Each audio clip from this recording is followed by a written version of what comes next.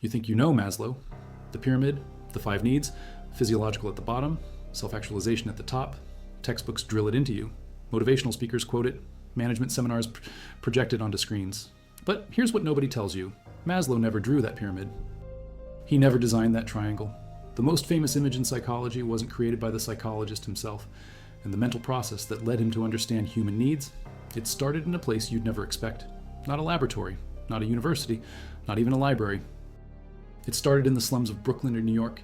In 1908, my aunt with a lonely boy who grew up hating his own mother. A boy who thought he was ugly, a boy classified as mentally unstable. That same boy would later sit in a car in 1941, watching a parade of World War II veterans shuffle past, tears streaming down his face, and have an epiphany that would reshape how humanity understands itself. If you value documented psychology and transformative history like this, subscribe. It's the best way to support our work. Also, comment from which city you're hearing this from. This script is researched and factual, using sources from Edward Hoffman's 1999 biography, The Right to Be Human, a biography of Abraham Maslow, published by McGraw-Hill, and the archives of the History of American Psychology at the University of Akron, which house Maslow's personal journals and unpublished papers. Now back to the information. Brooklyn, 1908. Abraham Harold Maslow enters the world on April 1st. First of 7 children. His parents, Samuel and Rose Maslow, are uneducated Jewish immigrants who fled Tsarist persecution in Kiev, Russia. They don't speak English well. They have no money, but they have one obsession: education. They believe it's the only escape from the ghetto, so they push their eldest son hard, relentlessly, mercilessly. And young Abraham, he becomes lonely, profoundly lonely. Anti-Semitic gangs roam the streets. They chase him. They throw rocks at him. His teachers harbor prejudice. He's a Jew in a neighborhood that doesn't want Jews. At school, he's isolated. At home, even worse, his mother, Rose, is superstitious, cruel. She threatens him with God's wrath for minor infractions. Once, he brings home 2 abandoned kittens. His mother takes them to the basement and smashes their heads against the wall while he watches. He never forgives her. Years later, he writes in his journals, what I had reacted to was not only her physical appearance, but also her values and worldview, her stinginess, her total selfishness, her lack of love for anyone else in the world, even her own husband and children, her narcissism. His father, Samuel, is absent. When present, he's critical. At one large family gathering, Samuel publicly declares that Abraham is terribly ugly. The boy internalizes this. He believes it. He grows up thinking he's physically repulsive. At one point, a New York psychologist classifies him as mentally unstable. So where does a lonely, ugly, mentally unstable boy go? The library. Books become his refuge, his sanctuary, his teachers. He devours everything: philosophy, psychology, science, history. He grows up in libraries and among books. His only friend, his cousin Will Maslow. Together, they attend Boys High School in Brooklyn, one of the best schools in the area. Abraham serves as editor of the Latin magazine. He edits Principia, the school's physics paper. He joins academic clubs. He excels, but he's still lonely, still searching, still trying to understand why humans behave the way they do, why his mother is so cruel, why his father is so absent, why society is so prejudiced. These aren't academic questions for him. They're survival questions. After high school, his parents push him toward law. It's practical. It's respectable. So in 1926, at City College of New York, he takes legal studies classes at night. He hates it. Within weeks, he almost immediately drops out. 1927, he transfers to Cornell University. But Cornell is expensive, his grades are poor, and anti-Semitism is pervasive. He encounters it everywhere. After just 1 semester, he leaves, transfers back to City College. He's 20 years old and still can't find his direction. But then something happens, something that changes everything. He falls in love with his first cousin, Bertha Goodman. She's just arrived from Russia. He offers to teach her English. She's the only girl this shy. Lonely young man feels comfortable speaking with. They begin dating. His parents oppose their relationship fiercely. They don't want him marrying his cousin. But on December 31st, 1928, Abraham Maslow marries Bertha Goodman. She's still in high school. He's 20. Against his parents' wishes, against convention, against expectations, marriage transforms him. In his later years, he calls it one of the best decisions of his life. He says life didn't really start for him until he got married. Bertha gives him something his parents never did: love, belonging, acceptance, security. Think about that. The man who would later theorize that humans need love and belonging before they can self-actualize discovers this truth through his own marriage. His theory isn't abstract, it's autobiographical. With new purpose, Maslow follows Bertha to Wisconsin. He enrolls at the University of Wisconsin to study psychology. Why psychology? Because that summer of 1928, he reads an essay by John B. Watson, the father of behaviorism. Watson's ideas are radical. He believes human behavior can be measured, predicted, controlled. It's scientific, it's practical, and it promises to solve social problems like racial discrimination. Maslow, who's experienced discrimination his entire life, is drawn to this promise. He wants to use science to fight prejudice, to create a better world. His doctoral advisor, a young professor named Harry Harlow, Harlow would later become famous for his ethically controversial experiments with baby rhesus monkeys and attachment behavior.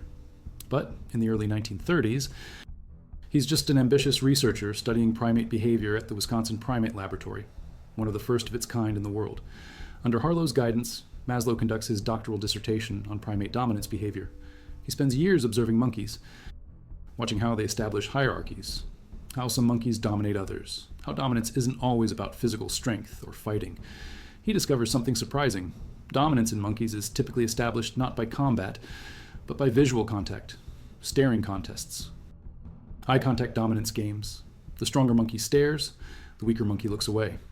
Sound familiar? Humans do this too. Maslow is beginning to see patterns.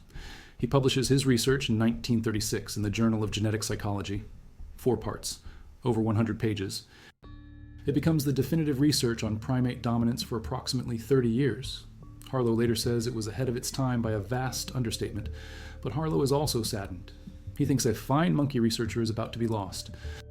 Because upon completing his doctorate in 1934, Maslow announces he's going to work strictly with people. He's done with monkeys. He wants to understand humans. 1935, Maslow returns to New York. He lands a postdoctoral fellowship at Teachers College. Columbia University, working under Edward Thorndike, one of the most renowned psychologists in America. Thorndike is famous for his work on educational psychology and learning theory. But here's what's controversial and often ignored. Thorndike is also a leading eugenicist. He believes IQ tests accurately measure genetic superiority or inferiority. That intelligence is inherited, not acquired. Under Thorndike's influence, Maslow temporarily adopts some of these views. He believes in using scientific measures to improve the human race. This dark chapter of his early career is rarely discussed, but it's real. It's documented in his private journals. However, Maslow's views are about to be challenged, severely. At Columbia, Maslow shifts his research from monkey dominance to human sexuality. He begins interviewing female undergraduates about their sexual behavior and dominance feelings. His reasoning? Girls are more tractable. His research is groundbreaking for the time. He's studying something taboo, something nobody talks about openly. He later jokes that he knew as much about sex as any man living, at least intellectually. But then he realizes he's never actually seen an erect penis except from his own bird's eye view. This humbles him. Book knowledge isn't the same as lived experience. It's a lesson that will become central to his later work. 1937, Maslow becomes a full-time faculty member at Brooklyn College. He's back in his home borough, but everything has changed. Europe is unraveling. Fascism is rising. Jewish intellectuals are fleeing Nazi Germany. Many settle in New York, and Brooklyn becomes a magnet for these émigrés. Maslow meets them, studies with them, learns from them. Alfred Adler, Sigmund Freud's early colleague, becomes his mentor. Adler believes in individual psychology, that humans aren't driven solely by unconscious urges, as Freud argued, but by social interests and conscious goals. Adler emphasizes the striving for superiority, not in a dominant sense, but as an urge for completion and perfection. This resonates with Maslow. He also studies with Erich Fromm, the psychoanalyst who explores the relationship between psychology and society. Karen Horney, who challenges Freud's male-centric theories. Max Wertheimer, one of the founders of Gestalt psychology, which emphasizes perceiving wholes rather than parts. And anthropologist Ruth Benedict, who studies culture and personality. These aren't just teachers. They become his intellectual family, the family his biological family never was. Benedict is particularly important. She's an anthropologist at Columbia. She encourages Maslow to do field work, to leave the library and laboratory, to experience another culture firsthand. She sponsors a grant application for him. In the summer of 1938, 30-year-old Abraham Maslow travels to southern Alberta, Canada. His destination, the Siksika Nation, the Blackfoot Reserve. He brings along anthropologists Lucian Hanks and Jane Richardson Hanks. His purpose? To test his theory that social hierarchies are maintained by dominance, that some people dominate others through power, strength, status. He expects to find this pattern among the Blackfoot, just as he found it among his monkeys. He's wrong. 6 weeks? That's how long Maslow lives with the Siksika people, and those 6 weeks upend everything he thought he knew. First, he doesn't find dominance, not the way he expected. The Blackfoot don't operate on a hierarchy of power and subjugation. Instead, he discovers a culture built on generosity, cooperation, communal well-being. The wealthiest person in Blackfoot society isn't the one who accumulates the most, it's the one who gives away the most. During his first week, Maslow witnesses a giveaway ceremony. Community members gather and distribute everything they've accumulated over the year. They give it all away. Status comes from generosity, not accumulation. This is the opposite of the American society Maslow grew up in. He's stunned, but what really shocks him is the psychological health of the Blackfoot people. He estimates that 80 to 90% of the Siksika have a quality of self-esteem that's only found in 5 to 10% of his own population back in Brooklyn. 90%. Think about that. Almost the entire tribe has what he would later call self-actualization. It's the norm, not the exception. Blackfoot scholar Ryan Heavy Head, who researched Maslow's time with the Siksika decades later, says this observation totally changed his trajectory. Maslow sees a place where everyone seems to have reached their full potential, and where psychological health isn't rare, it's common. Why? Because the Blackfoot believes something fundamentally different from Americans. In Western culture, you earn success, you climb the ladder. You start at the bottom and work your way up. In Siksika culture, you arrive self-actualized. You're born whole. You're credentialed at the start. You're treated with dignity from birth. The community's role is to help you live up to that innate wholeness. It's an abundance mindset versus a scarcity mindset, and it produces radically different outcomes. Maslow also notes the Blackfoot's concept of wealth. They don't measure success by possessions or money. The wealthiest person is one who has almost nothing because they've given it all away. This is incomprehensible to someone raised in Brooklyn during the Great Depression, where financial insecurity haunted every family, including his own. The contrast is stark, and Maslow begins to question everything: his assumptions about dominance, his beliefs about human nature, his acceptance of American values as universal. He writes in his notes that the more he got to know the white settlers living near the reserve, the more paradoxical it became. He describes them as the worst bunch of creeps and bastards he'd ever run across. Yet these so-called civilized Europeans look down on the Blackfoot, who demonstrate far superior psychological health and social organization. This experience plants seeds that will take years to germinate. Maslow doesn't immediately create his hierarchy of needs. He returns to Brooklyn College, continues teaching, continues researching, but something has shifted. He's seen a different way of living, a different way of being human, and he can't unsee it. If you value documented psychology and transformative history like this, subscribe. It's the best way to support our work. Comment from which city you're watching.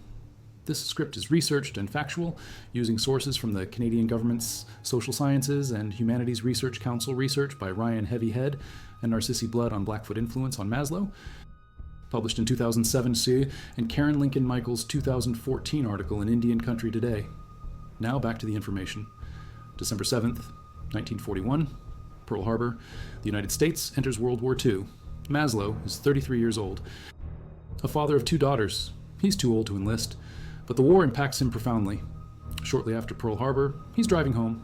His car stops for a parade, but it's not a triumphant parade. It's pathetic.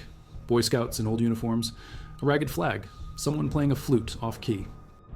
Maslow watches, and tears begin streaming down his face. He has an epiphany, a vision. He realizes that we don't understand. Not Hitler, not the Germans, not Stalin, not the communists. We don't understand any of them. And because we don't understand, we keep repeating the same cycles of violence and hatred. He envisions a peace table, people sitting around talking about human nature, about hatred, about war and peace, about brotherhood, and he realizes that psychology holds the key. If we can understand human motivation, human needs, human nature, we can prevent wars, we can eliminate prejudice, we can build a better world. This is his moment, his calling, his mission. He declares that the rest of his life must be devoted to discovering a psychology for the peace table, not a psychology of sickness, like Freud's, not a psychology of rats and pigeons, like the behaviorists, a psychology of human potential, a psychology that asks not what's wrong with people, But what's right with them? What makes them flourish? What helps them reach their full potential? This is revolutionary. Psychology at the time focuses almost exclusively on mental illness, on neurosis and psychosis, on what's broken. Maslow wants to study health. He wants to know what constitutes positive mental health. He begins by studying two people he admires deeply, Ruth Benedict und Ruth Eck. His anthropologist mentor, Max Wertheimer, the Gestalt psychologist. Both are accomplished professionally, but more importantly, they're wonderful human beings. They're decent, creative, ethical, fulfilled. They've reached something, some state of being that most people never achieve. Maslow starts taking notes on them, observing their behavior, their attitudes, their values. This becomes the basis of his lifelong research on self-actualization. He's not studying patients, not studying disorders. He's studying the best examples of humanity he can find. He expands his list: Abraham Lincoln, Thomas Jefferson, Albert Einstein, Eleanor Roosevelt, Jane Addams, William James, Albert Schweitzer, Benedict Spinoza, Aldous Huxley, Frederick Douglass, and 12 unnamed living individuals who meet his criteria. He examines their biographies, their writings, their actions. He interviews those still alive, and patterns emerge. These people share common characteristics. They're reality-centered. They can differentiate what's fake from what's genuine. They detect dishonesty easily. They're problem-centered. They treat life's difficulties as problems demanding solutions, not personal troubles to complain about. They're spontaneous and creative, not in a talented artist sense, but in a playful, childlike way. They need solitude. They're comfortable being alone. They have deep, meaningful relationships with a few people, rather than superficial relationships with many. They're autonomous. They resist conformity to culture. They're independent thinkers. They have what Maslow calls democratic character structure. They're friendly with anyone regardless of class, education, races, or political belief. They have a philosophical sense of humor. They laugh at human folly, not cruel jokes at others, expense, and they have frequent peak experiences. Moments of intense joy, wonder, awe, rapture, moments when they feel completely alive, integrated, whole. This last observation is crucial. Peak experiences. Maslow introduces this term in the 1950s, but coins it formally in 1956. He defines them as rare, exciting, oceanic, deeply moving, exhilarating, elevating experiences that generate an advanced form of perceiving reality. They're mystic and magical in their effect. They can happen during creative work, during sex, in nature, listening to music, reading a profound book. They're moments when the individual transcends ordinary consciousness, feels at one with the universe, experiences unity, truth, beauty, goodness. These aren't religious experiences in a supernatural sense. They're natural, human, psychological, and they happen more frequently in self-actualized people. In 1943, while teaching at Brooklyn College and synthesizing all these observations, Maslow publishes a paper in Psychological Review. It's titled A Theory of Human Motivation. It's only 27 pages. It contains no diagrams, no pyramids, no triangles, just words. Dense, careful, thoughtful words. And in those pages, he lays out his hierarchy of needs. He proposes that human beings have 5 sets of basic needs arranged in a hierarchy of prepotency, meaning some needs are more pressing than others. At the base are physiological needs: air, water, food, sleep, sex. These are the most urgent. If you can't breathe, nothing else matters. If you're starving, you'll risk everything for food.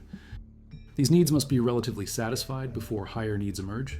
Next comes safety needs, security, stability, protection from physical and emotional harm. Once you're fed and watered, you need to feel safe. You need shelter, predictability, order. Then comes love and belonging needs, affection, intimacy, friendship, community. Once safe, you need to feel loved. You need to belong to something, a family, a group, a tribe. Then esteem needs, 2 types. Lower esteem is the need for respect from others, status, recognition, fame, attention, reputation. Higher esteem is the need for self-respect, confidence, competence, achievement, independence, freedom. Note that higher esteem is harder to lose. Once you have self-respect, it's more stable than relying on others' opinions. Finally, at the top, self-actualization, the need to become everything you're capable of becoming, to realize your full potential, to fulfill your unique purpose.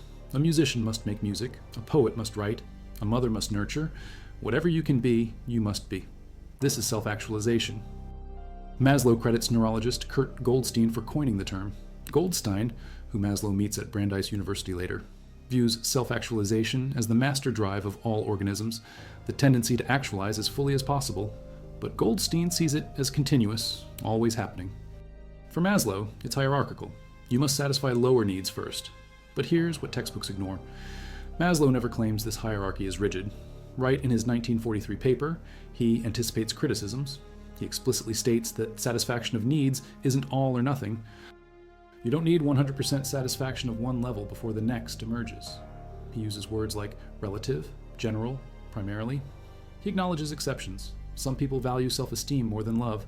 Some creative people can produce masterpieces while starving. The hierarchy isn't a video game where you unlock levels. It's more fluid, more dynamic, more human. He also introduces the concept of deficiency needs versus growth needs. The first 4 levels are deficiency needs. You're motivated by lack. You lack food, so you seek food. You lack safety, so you seek safety. Once satisfied, the motivation disappears. Growth needs are different. Self-actualization is a growth need. The motivation doesn't diminish when partially met. It increases. The more you self-actualize, the more you want to self-actualize. The more you create, the more you want to create. These needs don't arise from deficiency. They arise from the desire to grow. 1954. Maslow expands his theory in his book, Motivation and Personality. This becomes his most famous work. He details the characteristics of self-actualized people. He discusses the hierarchy at length, but still no pyramid, no diagram, just text. The book influences psychology, sociology, education, management. It challenges the dominant paradigms of behaviorism and psychoanalysis. It offers hope. It suggests that humans aren't just reactive machines or bundles of neuroses. They have potential. They can grow. They can flourish. 1951. Maslow leaves Brooklyn College. He becomes the founding chair of the psychology department at Brandeis University in Waltham, Massachusetts. Here, he meets Kurt Goldstein, the neurologist who originated the self-actualization concept. Goldstein becomes another mentor. His holistic approach to biology, seeing organisms as whole systems rather than collections of parts, deeply influences Maslow. Goldstein's book, The Organism, published in 1934, argues that self-actualization is the only drive by which life is determined. Maslow integrates this into his humanistic framework. At Brandeis, Maslow also brings international scholars to lecture. Viktor Frankl, the Holocaust survivor and founder of logotherapy, speaks about finding meaning even in suffering. D.T. Suzuki introduces Zen Buddhism to Western audiences. Maslow synthesizes Eastern and Western thought. He's building something bigger than any single discipline. During the 1950s and 60s, Maslow becomes the leader of the humanistic psychology movement. He calls it the third force. The first force is psychoanalysis, Freud. The unconscious, neurosis, sex, death, dark, deterministic. The second force is behaviorism, Watson, Skinner, stimulus response, conditioning. Humans as complex machines, equally deterministic. The third force is humanistic psychology, Maslow, Rogers, free will, human potential. Growth, self-actualization, optimistic. Empowering. Carl Rogers is Maslow's counterpart in this movement. Rogers is a therapist. He develops client-centered therapy. He believes that, given the right conditions, unconditional positive regard, empathic understanding, and genuineness, people naturally move toward growth and healing. Rogers works with patients. Maslow works with theory. Together, they transform psychology. In 1961, Maslow and Tony Sutich found the Journal of Humanistic Psychology. It becomes the academic home for this new approach. Maslow publishes his ideas. Others contribute. The movement grows. 1964, Maslow publishes Religions, Values, and Peak Experiences. Here, he fully develops his concept of peak experiences. He argues that every known high religion is based on peak experiences. The original religious revelations, the mystical encounters that founded great faiths, were actually natural human peak experiences. Not supernatural, not divine intervention, but profound psychological moments of unity and transcendence. He suggests that self-actualized people, whom he calls peakers, have these experiences regularly. Non-peakers, who tend to be institutionally religious, rarely have them. He's secularizing the sacred, bringing mystical experiences into scientific psychology. This is controversial, but it opens new areas of inquiry. Meanwhile, the business world discovers Maslow. Entrepreneurs seek his advice on motivating employees. His hierarchy of needs perfectly suits management theory. If you want productive workers, meet their needs, pay them fairly, physiological needs, provide job security, safety needs, create team environments, belonging needs, recognize achievements, esteem needs, give meaningful work, self-actualization. It's elegant, practical, and business leaders eat it up. Maslow popularizes the term synergy in the workplace, teams where the whole is greater than the sum of parts. He predicts that when employees are encouraged to maximize their strengths through challenging tasks, productivity and innovation soar. He's right. Silicon Valley decades later will prove this, but there's a problem. Management textbooks begin simplifying his theory. They create diagrams, triangles, pyramids. They present the hierarchy as rigid, sequential, one need at a time. This isn't what Maslow wrote, but it's easier to teach, easier to remember, and that pyramid becomes iconic. The first published pyramid representation appears around 1960 in an article by Charles McDermott, a consulting psychologist, in the journal Business Horizons. Keith Davis, a management theorist, also uses pyramid imagery in textbooks. Douglas McGregor, famous for Theory X and Theory Y management, promotes Maslow's ideas to executives, but in doing so, they distort them. They make the hierarchy more rigid than Maslow intended. They remove the nuance, the exceptions, the fluidity. Textbook publishers need memorable images. The pyramid is perfect, simple, visual. Students remember it, teachers love it. It becomes the most famous infographic in psychology, and Maslow's name attaches to something he never created. 1967, Maslow is named Humanist of the Year by the American Humanist Association. That same year, he suffers a severe heart attack. He's only 59. He knows his time is limited. The heart attack changes him. His values shift. He becomes less concerned with competition and glory, more focused on what matters. He describes his remaining time as post-mortem life. He's living on borrowed time. Every moment is a bonus. In his final years, Maslow revises his theory. He realizes self-actualization isn't the pinnacle. There's something higher. He calls it self-transcendence. In 1969, just a year before his death, he publishes Various Meanings of Transcendence in the Journal of Transpersonal Psychology.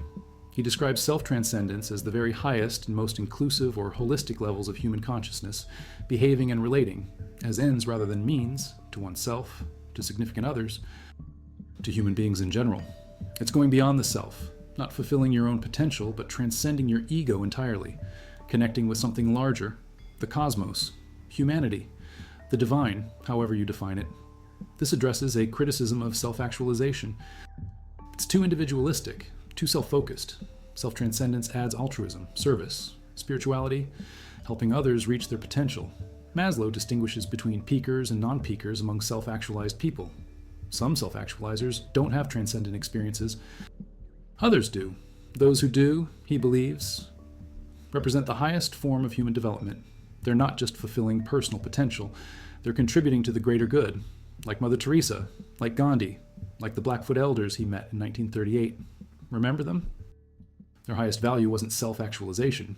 It was cultural perpetuity, the breath of life, ensuring that wisdom passes to future generations, that the community thrives beyond any individual lifetime. Maslow finally understands what he witnessed 30 years earlier.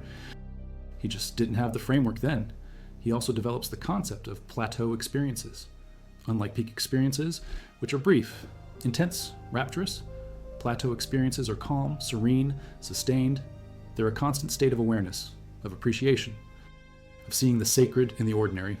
He believes these develop with age, wisdom, and practice. Peak experiences might come unexpectedly.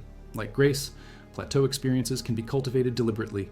June 8, 1970, Menlo Park, California. Abraham Maslow is jogging slowly. He's 62 years old. He's been living in the San Francisco Bay Area since 1969, having accepted a grant from the Laughlin Foundation to study the philosophy of democracy and ethics. The weather is mild, good for his heart condition. Suddenly, he collapses. Massive heart attack. His wife Bertha rushes to him. He's already dead, just like that. One of the most influential psychologists of the 20th century is gone. He's buried at Mount Auburn Cemetery in Cambridge, Massachusetts, 2002. The American Psychological Association publishes a survey in the Review of General Psychology. 1,725 members rank the most eminent psychologists of the 20th century. Abraham Maslow ranks 10th, ahead of Carl Jung, ahead of John Watson, ahead of Louis Terman. His hierarchy of needs remains one of the most taught concepts in psychology. Over 70 years after his 1943 paper A, it's still in textbooks, still in management seminars, still in motivational speeches, still misunderstood, because here's what most people miss. The pyramid isn't Maslow's. The rigid hierarchy isn't Maslow's. The video game level up mentality isn't Maslow's. Maslow saw human motivation as fluid, dynamic, individual. He acknowledged exceptions constantly. He revised his theory until the day he died. He added transcendence. He emphasized peak and plateau experiences. He warned against oversimplification, but textbooks ignore this. They need neat categories, clean diagrams, easy tests, and they ignore the most crucial influence. The Blackfoot, Maslow spent 6 weeks with the Siksika in 1938. He saw a society where 90% of people had the self-esteem found in only 5 to 10% of Americans. He saw generosity valued over accumulation, community over individualism, innate wholeness over earned achievement. This experience shaped his theory profoundly. Yet textbooks rarely mention it. Professor Cindy Blackstock, executive director of the First Nations Child and Family Caring Society of Canada, notes that the Blackfoot conceive reality like a tip-eye, not a pyramid, layers converging. And self-actualization isn't at the top, it's at the base. The foundation from which community actualization is built, the highest achievement in Blackfoot philosophy, is cultural perpetuity, ensuring the culture survives. Maslow inverted this, placed individual fulfillment at the peak, made it the goal. Some scholars argue he appropriated indigenous knowledge without credit. Others, like Blackfoot researcher Ryan Heavyhead, say that characterization is goofy. The Blackfoot didn't have a formal model that Maslow stole, but they did have a worldview that profoundly influenced him.